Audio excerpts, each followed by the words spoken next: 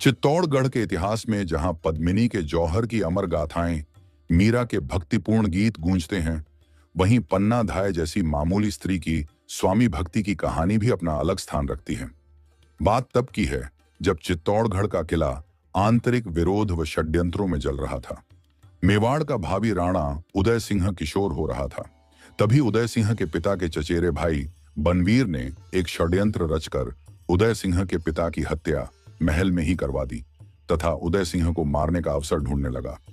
उदय सिंह की माता को संशय हुआ तथा उन्होंने उदय सिंह को अपनी खास दासी व उदय सिंह की धाय पन्ना को सौंपकर कहा कि पन्ना, अब यह राजमहल व चित्तौड़ का किला इस लायक नहीं रहा कि मेरे पुत्र तथा मेवाड़ के भावी राणा की रक्षा कर सके।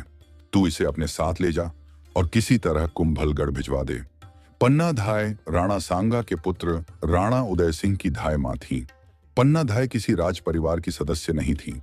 अपना सर्वस्व स्वामी को अर्पण करने वाली वीरांगना पन्ना धाय का जन्म कमेरी गांव में हुआ था।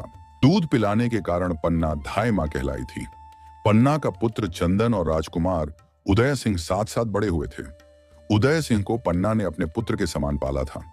पन्ना धाय ने उदय सिंह की मां रानी कर्मावती के सामूहिक आत्म बलिदान द्वारा स्वर्गारोहण पर बालक की परवरिश करने का दायित्व संभाला था। पन्ना ने पूरी लगन से बालक की परवरिश और सुरक्षा की। पन्ना चित्तौड़ के कुंभा महल में रहती थी। दासी का पुत्र बनवीर चित्तौड़ का शासक बनना चाहता था। उसने राणा के वंशजों को एक एक कर मार डाला। एक रात बनवीर महाराजा विक्रमादित्य की हत्या करके उदय सिंह को मारने के लिए उसके महल की ओर चल पड़ा। एक विश्वस्त सेवक द्वारा पन्ना धाय को इसकी पूर्व सूचना मिल गई। पन्ना राजवंश और अपने कर्तव्यों के प्रति सजग थी। वह उदय सिंह को बचाना चाहती थी।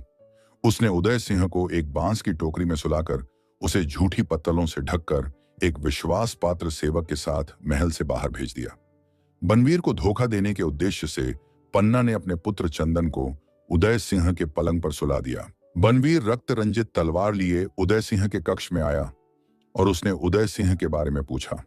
पन्ना ने कांपते हाथों से उदय सिंह के पलंग की ओर संकेत किया जिस पर उसका पुत्र चंदन सोया था। बनवीर एक राक्षस की भांति चंदन पर टूट पड़ा और पन्ना के पुत्र को उदय सिंह समझकर मार डाला।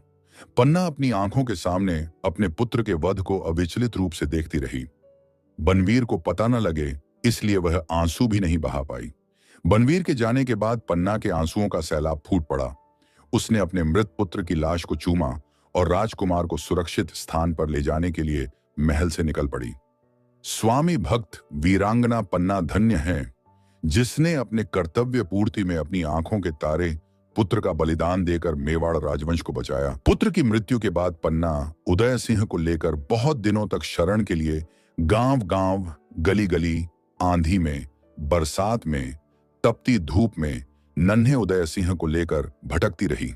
पर दुष्ट बनवीर के खतरे के डर से वे राजकुल जिन्हें पन्ना को आश्रय देना चाहिए था, उन्होंने पन्ना को आश्रय नहीं दिया। पन्ना जगह जगह राजद्रोहियों से बचती, कतराती तथा स्वामी भक्त प्रतीत होने वाले प्रजाजनों के सामने अपने को जाहिर करती भटकती रही। आखिरकार पन्ना की मेहनत रंग लाई और कुंभलगढ़ में उसे यह जाने बिना कि उसकी मजबूरी क्या है, शरण मिल गई। उदय सिंह कलेदार का भांजा बनकर बड़ा हुआ। 13 वर्ष की आयु में मेवाड़ी उमरावों ने उदय सिंह को अपना राजा स्वीकार कर लिया और उसका राज्याभिषेक कर दिया। उदय सिंह 1542 में मेवाड़ के वैधानिक महाराणा बन गए। महान बलिदानी पन्ना धाय ने जिस साम्राज्य की रक्षा हेतु अपने पुत्र चंदन की बलि चढ़ा दी और राज्य के वास्तविक उत्तराधिकारी को सुरक्षित रखने के लिए जीवन भर संघर्ष किया, उसकी वह तपस्या सफल हुई। पन्ना का समर्पण सार्थक हुआ। प्रताप सिंह जैसे देशभक्त शूरवीर और स्वाभिमानी व्यक्ति ने जिस वंश में जन्म लेकर महाराणा के पद को सुशोभित किया, वह पन्ना धाय के अमर बलिदान से ही संभव हुआ। Subscribe now and press the bell icon. Never miss an update.